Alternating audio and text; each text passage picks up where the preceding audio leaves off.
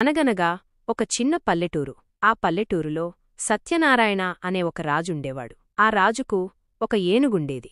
ఆ ఏనుగుకు ఆ రాజు పెట్టిన పేరు బాలాజీ. ఆ రాజు ఆ బాలాజీని కాపాడుకోవడానికి, దాని బాగోగులు చూసుకోవడానికి ఒక కాపరిని పనిలో పెట్టుకున్నాడు. ఆ కాపరి పేరు సోమయ్య. అయితే కాపరికి రాజు ఇలా చెప్తాడు. కాపరి సోమయ్య, మన బాలాజీమి ఇకనుండి అన్నీ నువ్వే చూసుకోవాలి. దానికి సమయానికి సరైన ఆహారం వేసి, బాగోగులు అన్ని దగ్గర ఉంది చూసుకో. సరే అయ్యగారు, ఇకనుండి బాలాజీని నేనే చూసుకుంటా, సమయానికి సరైన ఆహారం కూడా వేస్తాను ఏగారు. సరే సోమయ్య, ఇక నేను ఉంటామై.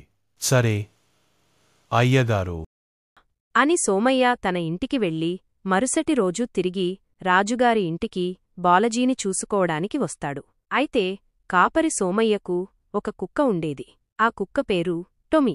అయితే ఆ కుక్క కూడా సోమయ్యతోనే తోడుగా రాజుగారి ఇంటికి వచ్చేది. సోమయ్య బాలాజీని ఆడించుకోవడానికి బయటకు వెళితే ఆ కుక్క కూడా ఆ ఏనుగుతో పాటే వెళ్లేది. అలా రోజూ అవి రెండూ కలిసిమెలిసి సరదాగా ఆడుకునేవి. అవి రెండూ కలిసి ఆహారం కూడా తినేవి. అలా ఆడుతూ పాడుతూ ఉండేవి. అలా రోజులు గడిచే కొద్దీ అవి రెండు ప్రాణ స్నేహితులుగా మారిపోయాయి. ఒకటి విడిచి ఒకటి ఉండేవి కావు. సోమయ్య సాయంకాలం తన ఇంటికి వెళ్లేటప్పుడు ఆ టొమిని తనతో పాటు ఇంటికి తీసుకువెళ్లేవాడు. బాలాజీ ఆ కుక్క వచ్చేదాకా చాలా బాధపడేది. మరుసటి రోజు మళ్లీ తీసుకుని వచ్చేవాడు సోమయ్య. అది వచ్చాక మళ్లీ బాలాజీ, టొమి రెండూ కలిసి చాలా సరదాగా ఆడుకునేవి. చాలా సంతోషంగా ఉండేవి. అయితే ఒకరోజు ఆ కాపరి సోమయ్యకు కూడా డబ్బు చాలా అవసరం ఉండేది. అయితే ఆ కాపరికి ఏం చెయ్యాలో అర్థంకాక తన దగ్గర ఉన్న కుక్కపిల్లను అమ్మడానికి సిద్ధమవుతాడు. రాజుగారితో చెప్పకుండా ఆ కాపరి ఇంకో పక్క ఊరిలో వెంకయ్య అనే ధనవంతుడు ఉంటాడు. తన దగ్గరకు వెళతాడు. తన దగ్గరకు వెళ్లి ఇలా అంటాడు. అయ్యా వెంకయ్యగారు. హా సోమయ్య, చెప్పు, ఏంటి ఇలా వచ్చావు? ఏం లేదు అయ్యా, నాకు కాస్త డబ్బు కావాలి. అయ్యా, నా దగ్గర ఇవ్వడానికి ఏం లేదు అయ్యా, ఒక కుక్క పిల్ల ఉంది. అయ్యా, దీని ఉంచుకొని ఎంతో కొంత ఇస్తారా అయ్యెదరు? అయ్యో సోమయ్య, సరేలే ఇస్తాను, దాన్ని అక్కడుంచి వెళ్ళు అని అంటాడు డబ్బు ఇచ్చి.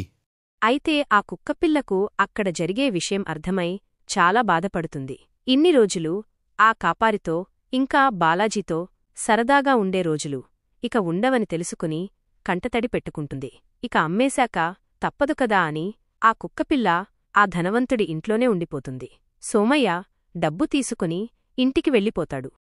మరుసటి రోజు ఆ కాపరి బాలాజీని చూసుకోవడానికి ఆ రాజుగారింటికి వెళతాడు. అయితే కాపరి వచ్చేది ఆ బాలాజీ గమనించి, కాపరి ఒక్కడే వస్తున్నాడు, కుక్క వస్తలేదు అని చాలా బాధపడుతుంది. ఆ రోజు మొత్తం ఆ కుక్క కనపడకపోవడంతో చాలా బెంగతో ఉంటుంది. ఏమి ఇచ్చినా తినదు, కనీసం నీరు కూడా తాగదు. అయితే ఆ కాపరికి బాధవేసి వైద్యుడి దగ్గరకు తీసుకువెళ్లాలని ఆలోచించి ఆ బాలాజీని పట్టుకుని వైద్యుడి దగ్గరకు వెళతాడు. అయ్యసారు, మా బాలాజీ గత 2 రోజుల నుండి ఏం కూడా తింటాలేదు, నీరు కూడా తాగడం లేదు, ఒకసారి చూడండి అయ్యా. సరే సోమయ్య, నేను చూస్తాను, నువ్వు కొంచెం సేపు అక్కడ కూర్చో, సరేనా? సోమయ్య అక్కడే కూర్చుంటాడు. వైద్యుడు బాలాజీని గమనించి పరిశీలించిన తర్వాత సోమయ్యతో ఇలా అంటాడు. సోమయ్య, బాలాజీ అంతా బాగానే ఉందహి, దీనికి ఎలాంటి సమస్య లేదు, కాని దీనికోసమో చాలా బెంగపెట్టుకున్నది అని అంటాడు. సోమయ్య వైద్యుడి మాటలు విని, సరే అయ్యా, నేను వెళ్ళి వస్తాను అని అక్కడి నుండి రాజు ఇంటికి వెళ్తాడు. రాజు ఇంటికి వెళ్ళి రాజుతో ఇలా అంటాడు. అయ్యా రాజుగారు. ఆ సోమయ్య, చెప్పు, ఏమైంది? అయ్యా, మన బాలాజీ గత 2 రోజుల ఏమీ కూడా తినడం లేదు, ఆరోగ్య సమస్య ఉంది ఏమో అని వైద్యుడికి చూపించను. ఆ వైద్యుడు ఆరోగ్యం బానే ఉంది, కాని ఎవరి మీదనో బెంగతో ఉన్నది అని చెప్పాడు. అవునా, ఎందుకు ఇలా అని ఆలోచించి ఇలా అంటాడు కాపరితో, రాజుగారు, నీతో పాటు రోజు ఒక కుక్క తీసుకొని వచ్చేవాడివి, అది ఏం అయినది ఇప్పుడు లేదు బాలాజీతో పాటు అని. అయ్యా, నాకు డబ్బు అవసరం ఉంది, పక్క ఊరి ధనవంతుడు వెంకయ్యగారికి అమ్మేశాను. ఇదిగో, ఈ డబ్బు తీసుకొని పక్క ఊరి వెంకయ్య గారికిచ్చి ఇక్కడ జరిగిన పరిస్థితి అతనికి చెప్పి నీ కుక్క పిల్లను తెచ్చి బాలాజీ దగ్గర ఉంచు. అప్పుడు సోమయ్య ఆ వెంకయ్య దగ్గరకు వెళ్ళి, అయ్యా, నా కుక్కను నాకు ఇచ్చేయండి. ఇదిగో మీ డబ్బు అని జరిగిందంతా చెప్పి అతని దగ్గర నుండి ఆ కుక్కను తీసుకువచ్చాడు.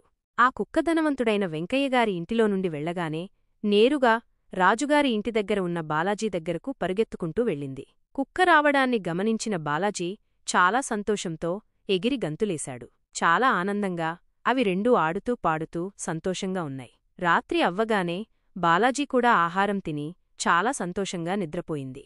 అవి రెండూ సరదాగా తమ జీవితాన్ని గడిపాయి.